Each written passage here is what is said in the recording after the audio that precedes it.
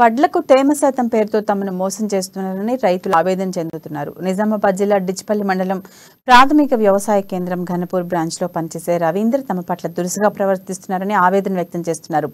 వడ్లకు తేమ శాతం 14 ఉండాలని చెబుతూ 34% వచ్చిన ధాన్యాన్ని సంచుల్లో నింపుతున్నారని మండిపడుతున్నారు. సీఈఓ కిషన్ దృష్టికి తీసుకెళ్లినా పట్టించుకోవటం లేదని, చైర్మన్ జైపాల్ కూడా అందుబాటులో లేరని రైతులు వాపోతున్నారు.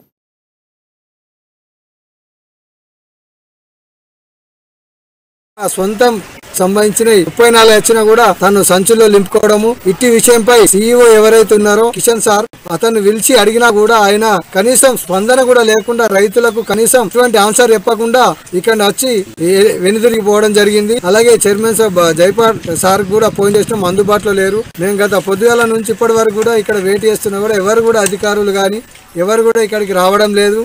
17 పాయింట్లు వచ్చిన దాకా కూడా చేస్తున్నాడు. నేను ఇంట్లో ఉన్న మాత్రం 8-10 ట్రాక్టర్ అట్లనే ఒక్కసారి దున్నింది లేదు, చేసింది లేదు. ఇష్టం టైం పెట్టుకోవడము, ఎవరు లేని చూసి పెట్టుకోవడము, లారీని పంపించడం అది కరెక్ట్ సమంజసం కాదు. కాబట్టి దీనిపైన అధికారులు చర్య తీసుకొని